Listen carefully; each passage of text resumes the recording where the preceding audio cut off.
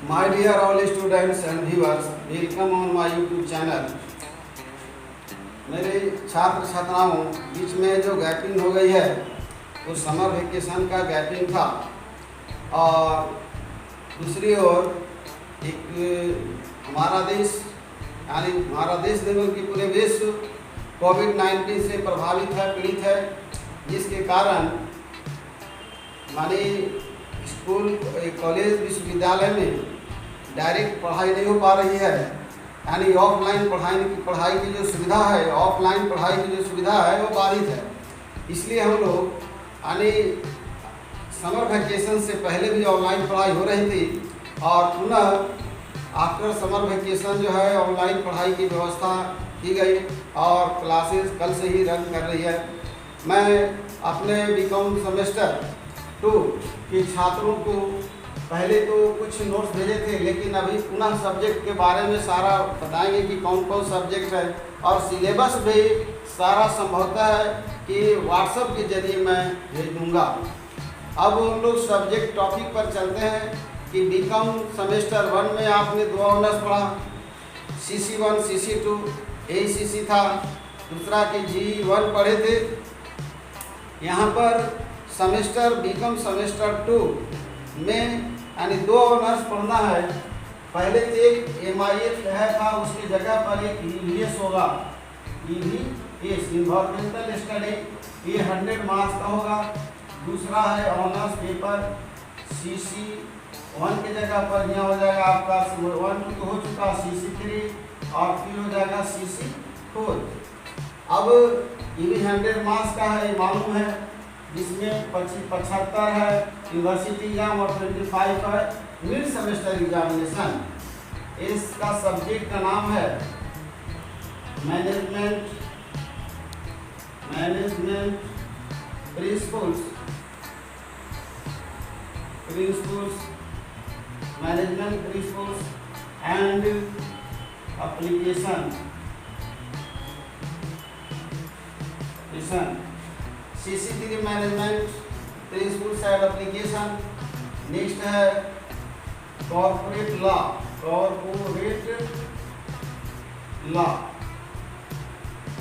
Syllabus के पहले, इसके बाद दूसरा होगा आपका ये ऑनर्स का पेपर, ये 100 का है, 75 और 25 लेके चलेंगे।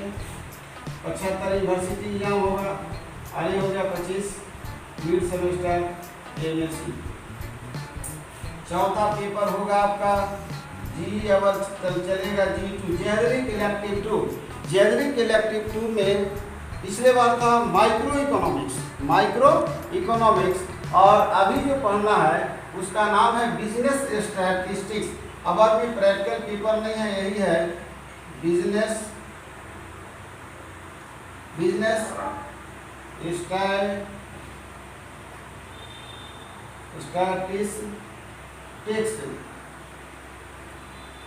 स्टैटिस्टिक्स, यानी इसका हिंदी होता है सांख्यिकी।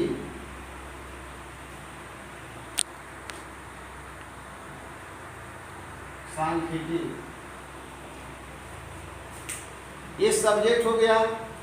याद रखना है कि ये अपने स्टडी करना है मैनेजमेंट,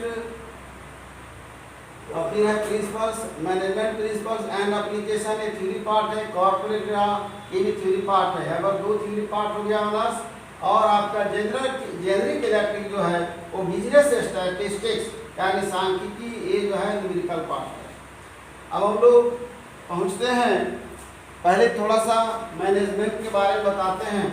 ये हो गया सब्जेक्ट जो क्लियर है, जितना पढ़ना है सिलेबस भेज दिया जाएगा।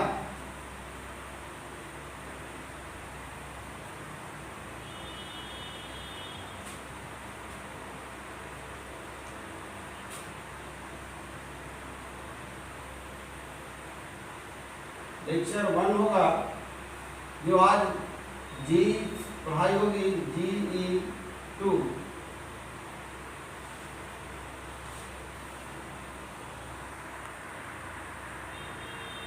BCom semester 2 lecture 1 GE2 by doctor DK Verma. पहले हम लोग इससे पढ़ाने से पहले चले principles, management principles and application, यानी प्रबंध के सिद्धांत एवं व्यवहार।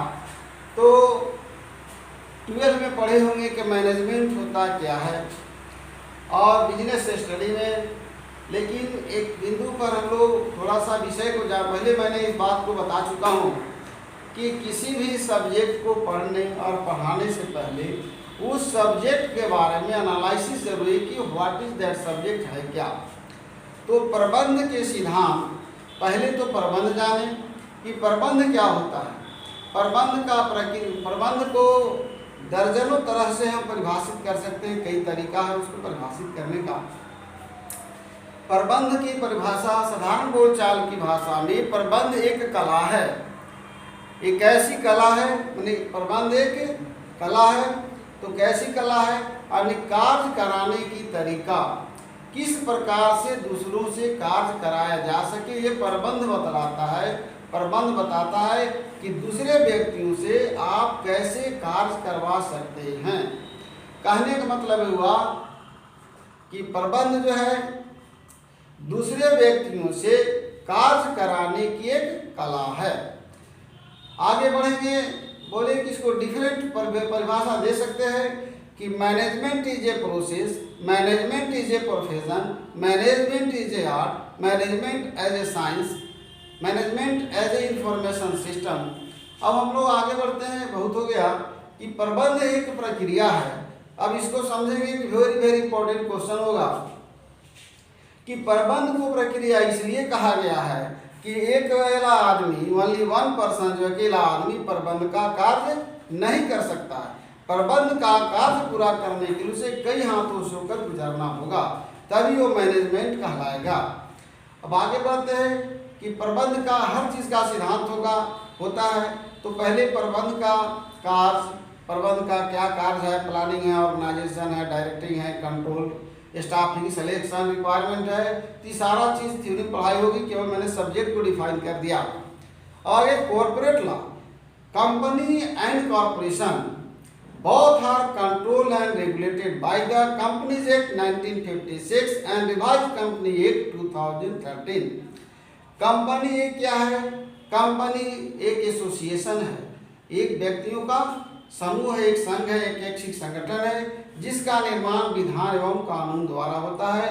कंपनी एक कृत्रिम व्यक्ति है, company is an artificial person, company is association of person, it is form to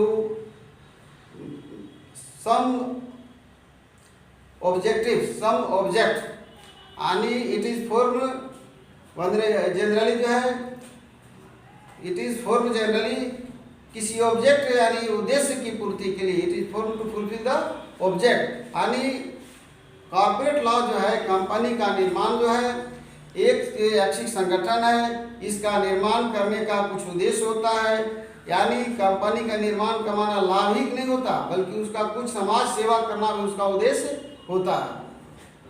तो अब एक लाइन में फिर समझे कि कंपनी क्या है, कि विधान द्वारा निर्मित एक कृत्रिम व्यक्ति है, व्यक्तियों का एक समूह है, संगठन है, जिसका निर्माण जो किसी निश्चित उद्देश्य की पूर्ति के लिए की जाती है। And it is form to fulfil certain object. Company is association of person, it is created by law and form for special object.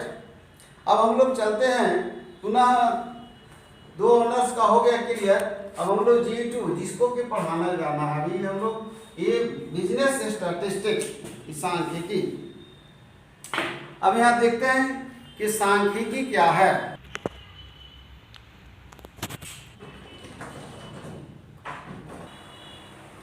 अब हम लोग पहुँचते हैं यहाँ पर G2 यानी जेनरिक इलेक्टिव 2 है, इसको हम लोग बिजनेस स्टैटिस्टिक्स कहते हैं।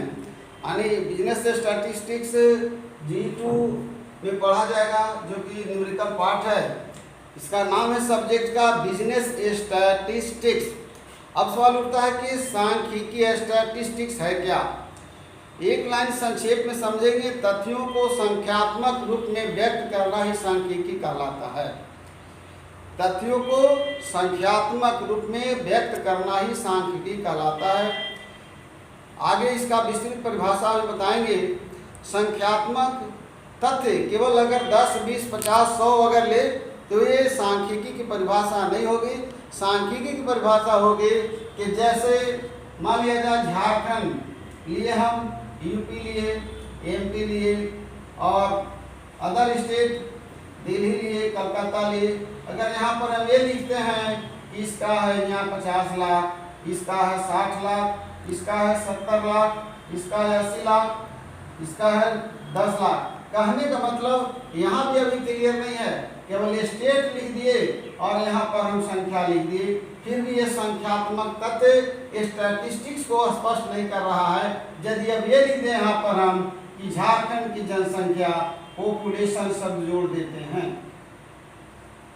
तो पॉपुलेशन या आय, धन, मतलब ध्यान दीजिएगा, आय या उत्पादन या प्राइस, कीमत या पॉपुलेशन, अगर किसी से संबंध जोड़ा गया उसको और उस रूप में प्रकट किया जाएगा, यानी तथ्यों को संख्यात्मक रूप में व्यक्त करना जिसका संबंध उत्पादन से हो, यानी मूल्य से हो, प्राइस से हो। और दूसरा चीज ये भी जाने कि इसका एक सटीक कोई आंकड़ा स्पष्ट दिया हो, जन्म दर हो, मृत्यु दर हो, जनसंख्या हो, तो ये सांख्यिकी कहलाएगा। अब आगे बढ़ते हैं कि सांख्यिकी तो हो गया, किसे कहते हैं। अब आगे बढ़ते हैं कि सांख्यिकी स्टैटिस्टिक्स शब्द ध्यान देना है कि लैटिन भाषा की स्टेटस से बना है।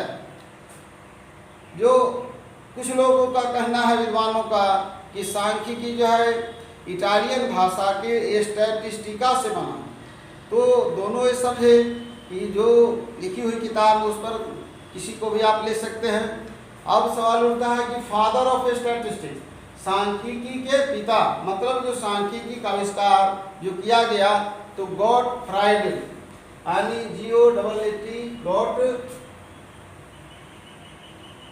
गॉटफ्रेड, यानी ये सांख्यिकी के जन्मदाता या सांख्यिकी के पिता इसको कहा जाता है। अब हम लोग आगे चलते हैं, आगे बढ़ते हैं हम लोग कि सांख्यिकी का एक विस्तृत परिभाषा क्या दे सकते हैं। तो सांख्यिकी की एक विस्तृत परिभाषा है कि जहाँ पर संख्यात्मक के रूप में जो व्यक्त करते हैं लोग, तो उसका एक विस्तृत होगा। यहाँ पर collection of data, classification of data, presentation of data और इंटरप्रेशन ऑफ डाटा, यानी ये सब इसमें इन्वॉल्व होता है, इन विच इन्वॉल्व। और क्लासिफिकेशन पहले होगा collection of data, classification of data, presentation of data, तो इन सारी चीज़ें इसमें इन्वॉल्व होता है। अब हम लोग सांख्यिकी का जो मेन टॉपिक है, जो पढ़ना है, जो सिलेबस उस पर आते हैं, उसका नाम है चैप्टर का measurement of central tendency. Measurement of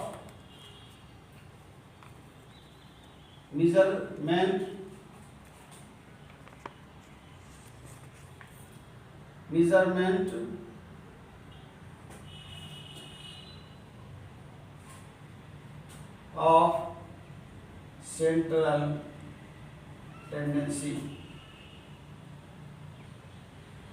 measurement of central tendency, केंद्रीय प्रवृत्ति की माप। तो इसमें पढ़ना हम लोग को है मीन, मीडियन एंड मोड।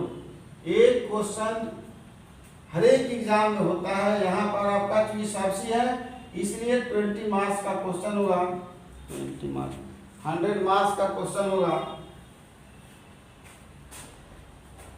इसमें 10 ऑब्जेक्टिव होता है, 10 तो पहला क्या होता है, 10 ऑब्जेक्टिव होता है, 10 क्वेश्चन ऑब्जेक्टिव होता है, एक 5 नंबर का होता है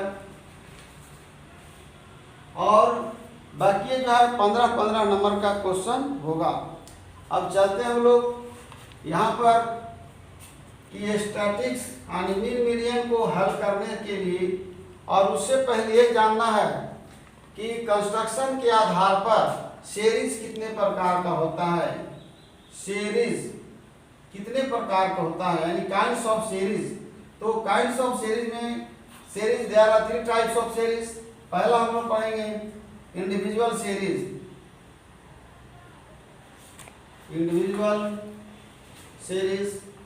दूसरा हो जाएगा डिस्क्रीट सीरीज, तीसरा होगा कंटिन्यूअस सीरीज, कंटिन्यूअस सीरीज। अब इसका हिंदी है व्यक्तिगत श्रेणी, व्यक्तिगत श्रेणी। इसका होगा खंडित श्रेणी, तीसरा होगा सतत श्रेणी,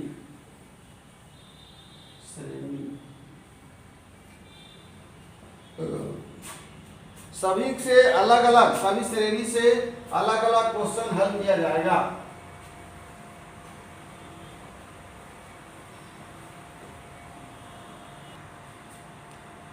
अब इंडिविजुअल सीरीज से स्टार्ट करते हैं। नंबर 1 होगा इंडिविजुअल सीरीज, व्यक्तिगत श्रेणी। इसका खासियत है कि in this case frequency is not given, इस दशा में आवृत्ति दिया हुआ नहीं रहेगा। इंडिविजुअल सीरीज में क्वेश्चन लिख रहे हैं और एक हल करेंगे, और क्वेश्चन जो है बुक नहीं भी होगा तो जिसके पास हम किताब से क्वेश्चन जो है सेंड कर देंगे, खुद प्रैक्टिस करेंगे। Number 1 individual series, calculate arithmetic mean. Mean को कई नाम से पुकारते हैं, याद रखेंगे। Number 1 arithmetic mean, number 2 average, number 2 average. तो कैलकुलेशन ऑफ मीन, इसे क्वेश्चन बनाने से पहले डिफाइन कर दें। चलिए देखते हैं कैलकुलेट मीन। अब इसका पहले परिभाषा बता देते हैं। इसका हिंदी होता है मध्यमान, मध्यमान।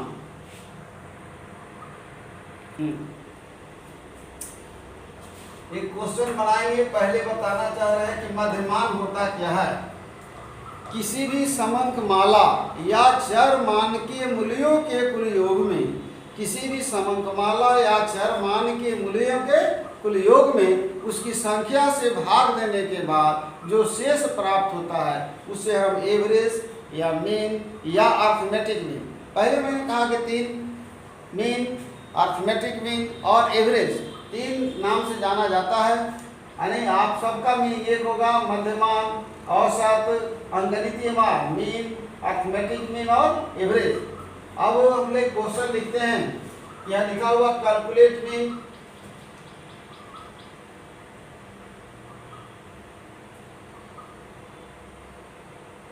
अब है कैलकुलेट मीन, एक क्वेश्चन हो गया। कैलकुलेट मीन निकालना है, कुछ नहीं है। अर्थमेटिक मीन यानी इसका होता है sigma x divided by n, और n इंडिकेट करता है टोटल का। तो हम लोग करते क्या है, 10 + 20 + 30 + 10 + 5 + 8। पहले परिभाषा मैंने बताया। अब एक क्या चीज संख्यात्मक हो सकता है, छात्रों की संख्या हो, कुछ भी दिया हो, वेरिएबल इसको बोलते हैं चरमान। यहाँ पर इसको x कर देंगे और नीचे इसको हम लोग सीरियल नंबर भी ऐसे लिख सकते हैं क्वेश्चन करके। 1 हो गया, 2 हो गया, 3 हो गया, 4 हो गया, 5 और 6। ये क्वेश्चन हो गया। क्वेश्चन हो गया वेरिएबल चरमान x और सीरियल नंबर है दिए। कहने मतलब क्वेश्चन का मीनिंग, इसका डिफिनीशन मैंने बताया अभी कि मीन होता क्या है। तो बताया मैंने कि किसी भी समंकमाला या चर मान के मूल्यों के कुल योग में उसकी संख्या से भाग देने के बाद जो शेष प्राप्त होता है। नंबर ऑफ, ये जो है वेरिएबल्स कितने हैं, मतलब एक स्टूडेंट जो 10 नंबर लाया है, दूसरा स्टूडेंट है जो 20 नंबर लाया, तीसरा है कोई 30 लाया, कोई 10 लाया, कोई 5 लाया, मार्क्स 10 है। अब इसको जोड़ते हैं 10, 20, 30 और 30, 60, 10, 70, 5, 75, 5, 80, 3, 83। टोटल हो गया 83/6। अब हो जाएगा भाग दीजिए इसको, 6 हो गया, बचा 2 तिहाई, 2 3 23, यहाँ हो गया 6 चौका 24, 6 तिया 18, बचा कितना 5, 5 + 0 50, यानी हो गया 6 18 40, लगभग 13.8 इसको लिखेंगे। ऑन इंडिविजुअल सीरीज ये कंप्लीट हुआ। इससे क्वेश्चन जो है अपने से सेंड कर देंगे और बनाएंगे उसको। इसको समझना है, कुछ है नहीं इसमें, ये टोटल करेंगे और नंबर से भाग देंगे, ये रिजल्ट हो गया अर्थमेटिक मीन एवरेज। दूसरा क्वेश्चन अब चलते हैं हम लोग, और डिस्क्रीट सीरीज, डिस्क्रीट सीरीज खंडित श्रेणी।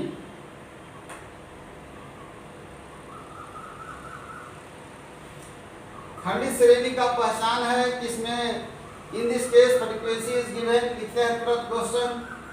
x हो गया, एक हो गया f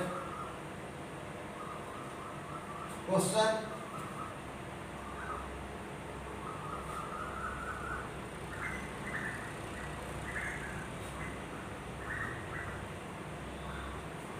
यहाँ पर लिख देंगे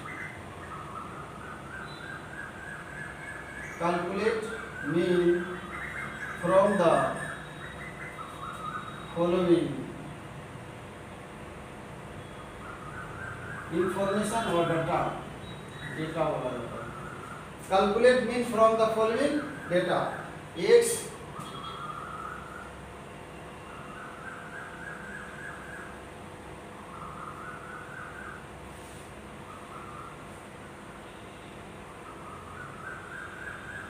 क्वेश्चन हो गया, ये हो गया क्वेश्चन। कैलकुलेट करना मीन एक क्वेश्चन हो गया। वेरिएबल 4 मान x और फ्रीक्वेंसी है, यानी 30 जो है ये 4 मान है और 5, इसको कुछ किसी रूप में ले सकते हैं कि 30 जो क्या है, कोई स्टूडेंट है या डाटा कुछ भी ले सकते हैं। वेरिएबल 4 मान, इसको बनाने जा रहे हैं। हेडिंग क्या देंगे क्वेश्चन का आंसर, हेडिंग देंगे कैलकुलेशन ऑफ मीन। अभी तक यहाँ चूंकि अभी तो शुरुआत की है, इसलिए कोई मेथड अभी बताया नहीं है। डायरेक्ट मेथड होता है, शॉर्टकट मेथड और स्टेप डेविएशन मेथड। तभी हमने किसी मेथड को टच नहीं किया, यानी पहला बताया डायरेक्ट मेथड, दूसरा हो गया शॉर्टकट मेथड, तीसरा हुआ स्टेप डेविएशन मेथड। तभी हमने किसी भी मेथड को एनालिसिस नहीं किया, क्योंकि अभी तो स्टार्ट किए हैं। तो पहला टॉपिक है कि अभी मीन ही पर ही चले हैं, कैलकुलेशन ऑफ मीन। अब यह बाय नहीं लिख रहे हैं कौन सा मेथड, अगर नहीं कोई मेथड लिख रहे हैं तो इसका मतलब भी होता है कि डायरेक्ट मेथड है। कैलकुलेशन ऑफ मीन बाय नहीं लिखा हुआ है।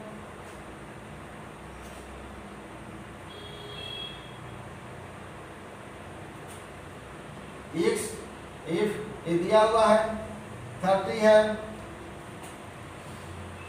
30 वर्ष के या जो उम्र के बच्चे हैं जो 5, ठीक है, 20 वर्ष वाले 2 हैं, 40 वाले 3, 50 2 और ये हो गया 5 1। अब इसका टोटल करते हैं, इसका फॉर्मूला 5 2 7 3 10 दोबारा 13। अब इसको हल करना है, कुछ नहीं, एकदम आसान है। fx, इसको क्या निकालेंगे, fx 150 40 120 100 5, देख लें 1 2 3 4 5, 1 2 3 4 और 5, ये हो गया 5 का 5 रह जाएगा यहाँ पर। 5 4 9 2 3 5 4 9 2 11 11 1 5 का 5 हो गया 5 4 9 2 11 का 1 हाथ में रह गया 1 1 1 2 1 3 अब 4। यहाँ गया 415, इसका फॉर्मूला तुरंत चेंज हो गया। ये हो गया अर्थमेटिक मीन का साइन है, बार एक्स बोला जाता है अर्थमेटिक मीन, यानी sigma fx divided by sigma A. Change हो गया 415 बटा हो जाएगा 13, 13 तिया 39, 13 तिया 39 बचा 2 और 5 25, तो 13 दूना 26 हो जाता है। 13 है का 13 बचा 12, 120 हो जाएगा। 13 7 91 13 8 13 9 117, यानी 31.9। ये दूसरा टॉपिक क्लियर हुआ, यानी ये हो गया डिस्क्रीट सीरीज। डिस्क्रीट सीरीज में देखना है कि वेरिएबल 4 मान को फ्रीक्वेंसी से गुना करते हैं और जो टोटल आता है, यहाँ जितना चुका है क्वेश्चन है अब हम लोग तीसरा सीरीज में चलते हैं, क्योंकि सब सीरीज क्वेश्चन बनाते हैं और कल क्वेश्चन सबको बना करके जो हम व्हाट्सएप से भेजेंगे उसी से उसका आंसर भेजना है थ्रू व्हाट्सएप।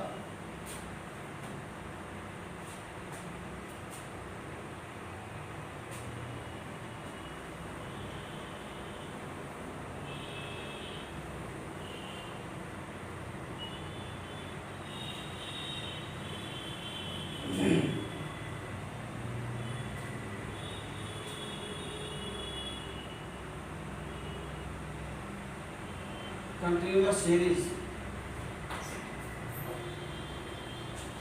अब यहाँ पर देखेंगे सतत श्रेणी। अब इस पर भी देखेंगे कि यानी कंटिन्यूअस सीरीज सतत श्रेणी भी दो प्रकार का होता है। पहला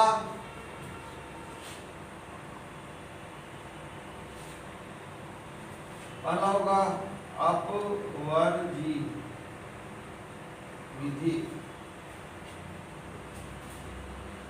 अपवर्गी विधि, इसका इंग्लिश लिख रही है EXCLUSIV, एक्सक्लूसिव मेथड या एक्सक्लूसिव सीरीज, अपवर्गी।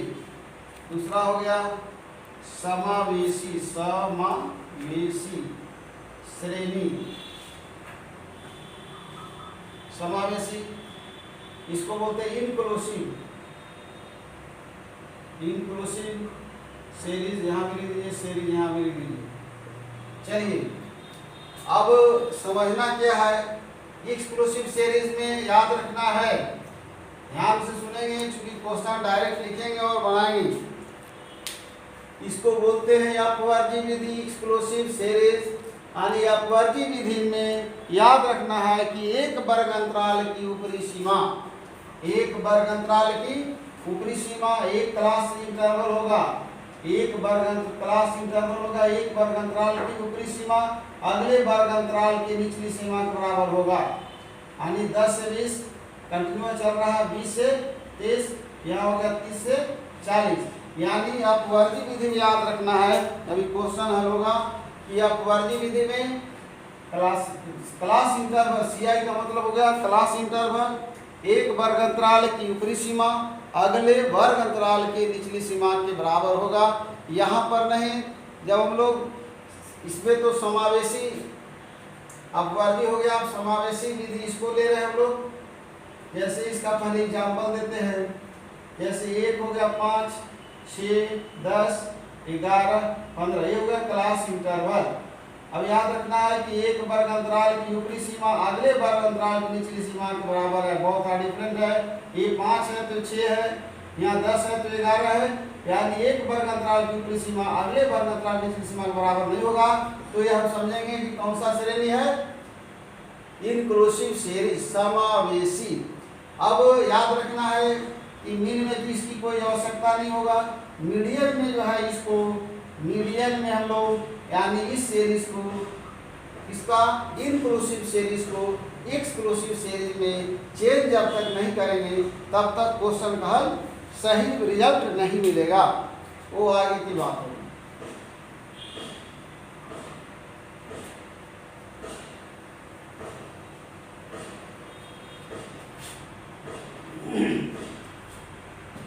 क्वेश्चन लिखते हैं, calculate arithmetic mean from the following information और data। क्वेश्चन है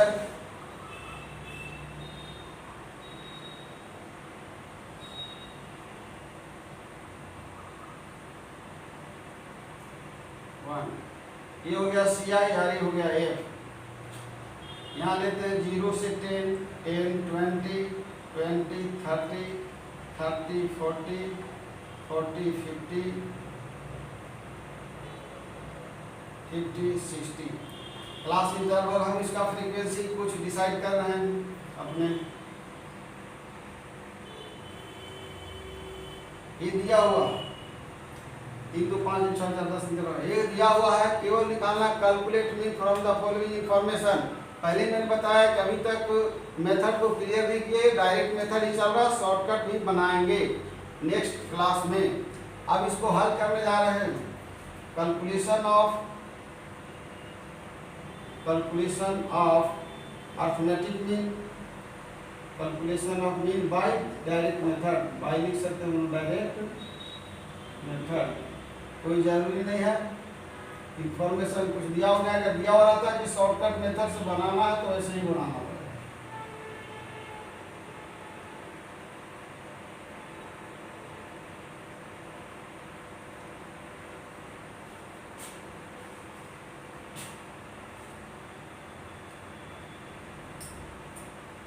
सी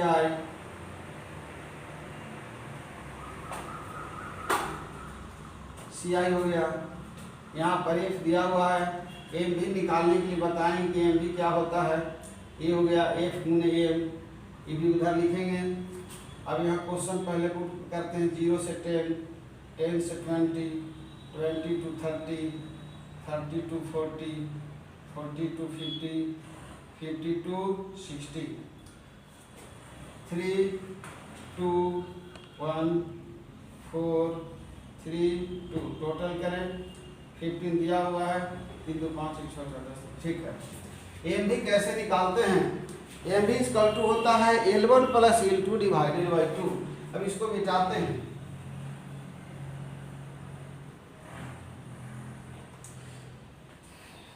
एम भी इक्वल टू होता है एम भी equal to L1 plus L2 divided by 2, यानी इसको बोलते हैं L1 lower limit of modal class, lower limit of modal class वर्ग अंतराल की निचली सीमा।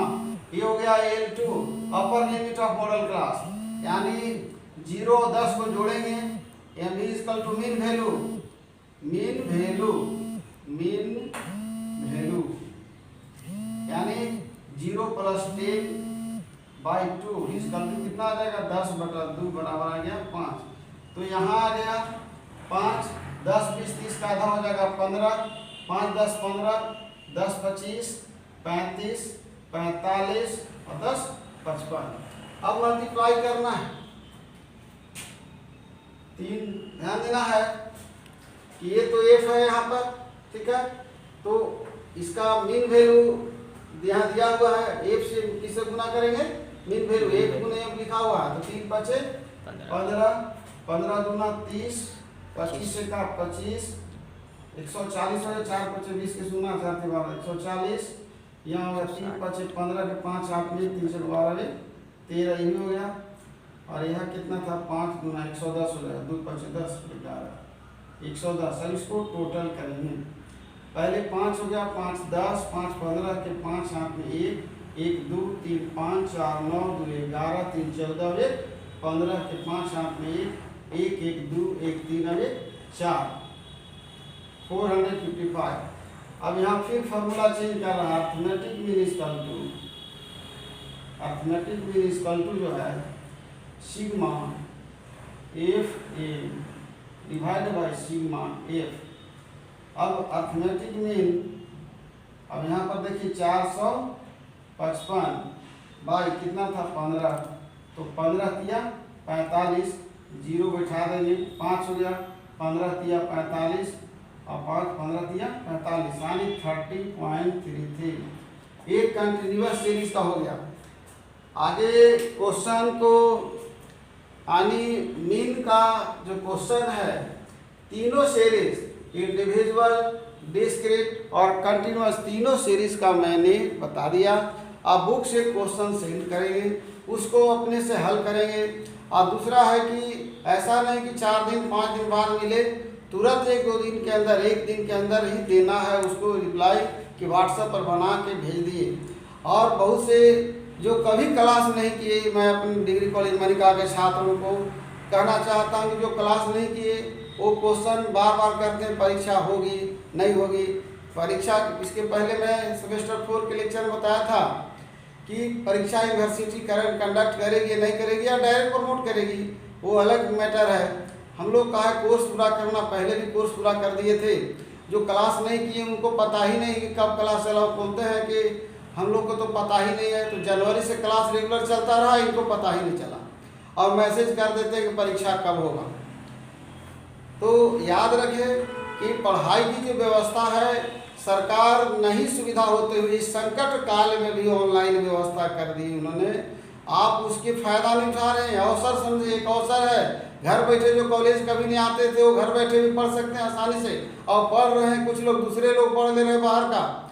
हमारे डिग्री कॉलेज मनिका का छात्र 2-4 है जो रिस्पॉन्स देते हैं, जो हमारे व्हाट्सएप पर बातचीत होती है। एक दो है जो कि कहाँ गायब है जो पता ही नहीं चलता है। वो विकेश कुमार है जो हमेशा ऑलवेज जवाब देता है। दूसरा एक दो और स्टूडेंट है, बाकी सारे स्टूडेंट खुद लापता है। तो कहने का मतलब ये है कि आप दूसरे के ऊपर दोष मढ़ने से अच्छा है कि अपने ऊपर दोष लगाए ना, कि पढ़ाई हो रही है, ठीक है, थ्योरी भेज दिया गया, कोई पता नहीं है क्या मैनेजमेंट। आज मैंने एक्सप्लेन भी कर दिया इसी क्लास में। आपको क्वेश्चन आंसर भेज दिया गया, थ्योरिटिकल पार्ट है, किसी दिन समझा दिया जाएगा। क्योंकि थ्योरी खुद पढ़ना है, क्वेश्चन नहीं बनाना है कि जो उसको 1-4 को बनाएंगे हम तो लगातार ही क्वेश्चन बनाते आए। सेमेस्टर 1 में बनाए, सेमेस्टर 2 में भी वही चला, सेमेस्टर 3 के स्टूडेंट को भी इसी तरह से पढ़ाया, 4 में वही प्रक्रिया चलते आ रही है। खैर छोड़िए, अब बात आती है पुनः बिंदु पर। आज हम लोग सब्जेक्ट मैटर को, मैंने सब्जेक्ट जो सेमेस्टर 2 में जो जो पढ़ना था पहले लिख दिया है। जनरल इलेक्टिव 2 क्लास हो रही है। मैनेजमेंट प्रिंसिपल्स एंड एप्लीकेशन का क्वेश्चन आंसर मैंने कल सेंड किया था। आज मैनेजमेंट पूरा डिफाइन किया, कॉर्पोरेट लॉ को पूरा डिफाइन कर बता दिया कि कॉर्पोरेट लॉ होता क्या है। कॉर्पोरेट लॉ यानी कंपनी, पहले बताया गया कि इसका गठन किस प्रकार होता है, बता दिए हैं। अब ये जो सांख्यिकी पढ़ा रहे थे भी बता चुके हैं कि सांख्यिकी होता क्या है। क्वेश्चन को 3 पैटर्न था, यानी कंस्ट्रक्शन का आधार पर स्टैटिस्टिक्स में 3 सीरीज को 3 भाग में डिवाइड किया गया है, इंडिविजुअल, डिस्क्रीट और कंटिन्यूअस सीरीज। तीनों सीरीज से एक क्वेश्चन मैंने बनाया और आप खुद क्वेश्चन प्रैक्टिस करें। कुछ नहीं है, बहुत मतलब जीरो मान के चलिए। अगर थोड़ा सा भी दिमाग लगाएंगे तो स्वयं स्वतः क्वेश्चन हल हो जाएगा। अब आगे हम लोग टॉपिक पहले दूसरे लेक्चर में देखेंगे कि आप क्या बनाते हैं, कहाँ तक बनाते हैं। और मैं आज अपने लेक्चर को यहीं पर इन करता हूँ और अपने व्यूअर्स और स्टूडेंट्स, डिग्री कॉलेज मनिका के छात्रों को कहता हूँ कि थोड़ा अलर्ट हो जाए, सजग रहे और इस जो अवसर मिला है उसका फ़ायदा उठाएं। घर पर बैठे आप पढ़ ले रहे हैं कि कॉलेज आने में भी बोलते थे कि 50 रुपये भाड़ा लगा रहा था, तो अब इससे बढ़िया और मौका क्या मिलेगा। और आसानी से पढ़िए और रिप्लाई में देते रहिए।